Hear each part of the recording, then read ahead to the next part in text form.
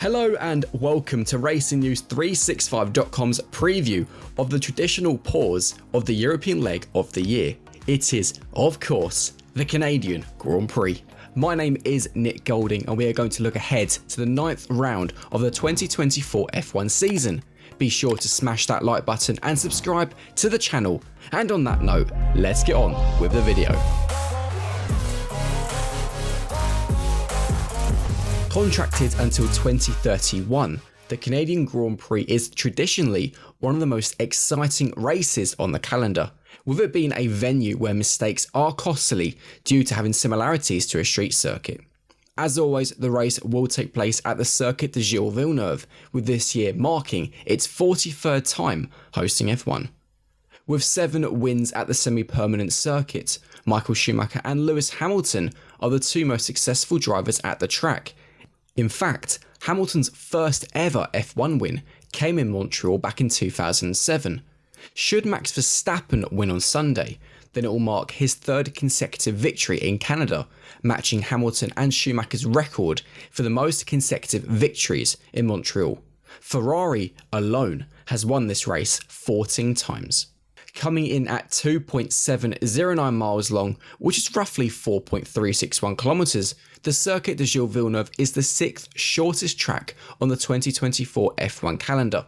The race consists of 70 laps, which sees the drivers complete 189.694 miles of driving, which is roughly 305.270 kilometers.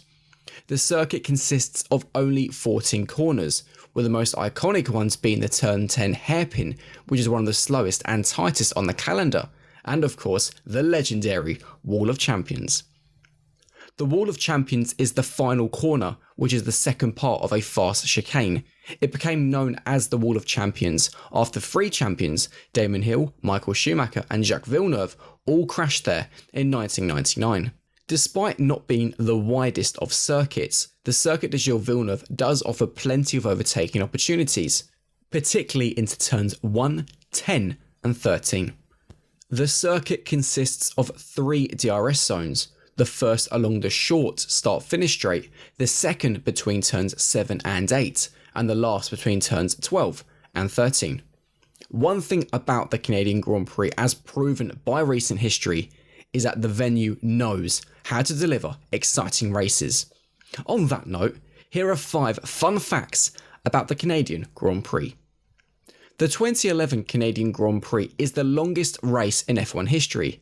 It lasted a staggering 4 hours, 4 minutes and 39 seconds due to a 2-hour stoppage following severe rain.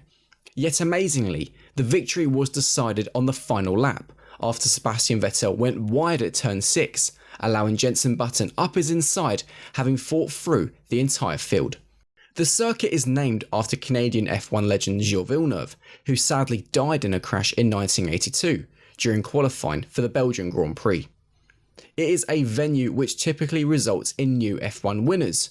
Gilles Villeneuve, Thierry Boutsen, Jean Alesi, Lewis Hamilton, Robert Kubica and Daniel Ricciardo all won their first F1 race in the Canadian Grand Prix. The race has never been won from lower than 10th on the grid, with pole traditionally being very important here.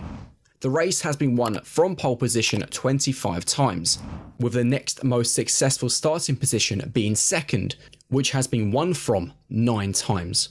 A final fun and somewhat deadly fact is that the circuit is home to a significant amount of wildlife, in particular groundhogs. It is common to see groundhogs darting on the circuit during sessions, occasionally resulting in an unpleasant outcome, as you can probably imagine. In terms of the timetable, with Canada of course being part of North America, the timetable is not kind to those in Europe, although the upcoming European races makes up for that. It is the traditional format in use this weekend, with free practice 1 taking place on Friday at 6:30 PM British Summer Time. This is 7:30 PM for those in Central Europe. Free practice 2 is later in the day at 10 PM for those in the UK, which is 11 PM for Central Europe.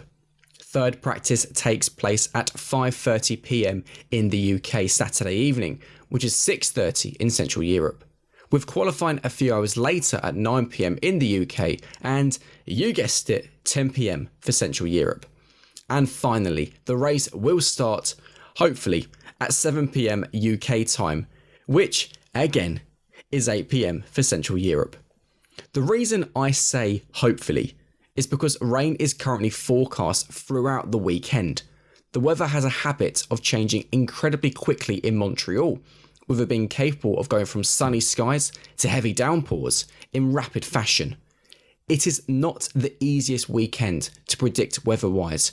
However, as things stand, every single session is set to be completed in the wet. What happened last year? Qualifying for the 2023 Canadian Grand Prix was a thrilling spectacle, with rain having started to fall during Q2. The tricky conditions caught out both Sergio Perez and Charles Leclerc, who were eliminated in the second part of qualifying. Q3 was just as exciting, with a second red flag of the session having been flown after Oscar Piastri crashed at turn 6.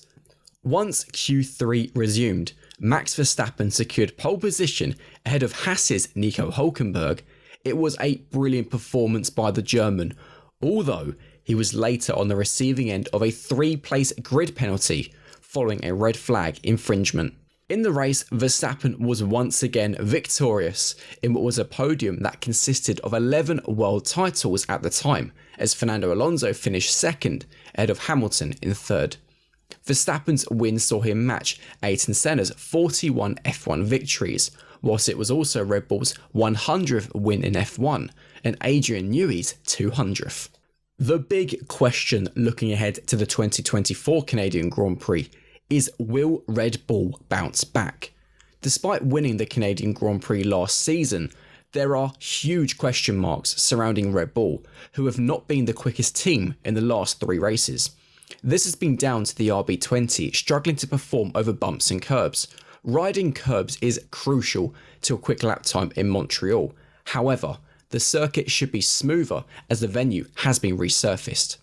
With Charles Leclerc now only 31 points behind Verstappen in the Drivers' Championship, and with Ferrari just 24 points behind in the Constructors, a strong result is needed by Red Bull to quash suggestions that a title fight is possibly on the cards. The weekend has at least started positively for the reigning world champions, as it has been confirmed that Sergio Perez will race for the team again for the next 2 seasons after signing a 2-year contract extension. Following the announcement, which came on Tuesday, Perez said, "I am really happy to commit my future to this great team. It is a challenge like no other racing for Oracle Red Bull Racing, both on track and off track. I'm delighted to be staying here to continue our journey together and contribute to this team's great history for 2 more years. Being part of the team is an immense challenge and one I love. We have a great challenge this year, and I have full trust in the whole team that the future is bright here, and I'm excited to be part of it. I want to thank everyone for all the trust they are putting in me. It is a lot, and I want to pay it back with excellent results on track and off track. I think we have a lot of work to do. We have a lot more championships to win together." Whilst it has been a positive start to the week for Perez and Red Bull, it has been the opposite for Alpine and Esteban Ocon. It was confirmed on Monday that the Frenchman will not be retained by Alpine for 2025, leaving Ocon with 6 months to find a seat on the grid for next season. He has been linked to Haas and has hinted that more on his future will be known soon. Ocon will also be replaced in first practice on Friday by Alpine reserve driver Jack Doohan. Following Alpine's announcement on Monday, Ocon said, "It's been a significant period of my life to be racing at this team in Formula 1. While I've been here for 5 years as a full-time racing driver, my professional career started at Enstone back when I was a teenager, so it will always be a special place for me. We have had some great moments together, some tough moments as well, and I'm certainly grateful to everyone at the team for these memorable times. I will announce my plans very soon, but in the meantime, my full focus is on delivering on track for this team and having a successful remainder of the season." With so much news having broken ahead of the Canadian Grand Prix, it is about time for the drivers to hit the circuit and get the real action underway. Who knows what will happen this weekend, especially if the forecast remains as grim as it currently is. Be sure to let us know your predictions ahead of the weekend in the comment section below. Like this video, subscribe to the channel, and from RacingNews365.com, we will see you in Montreal. See you later.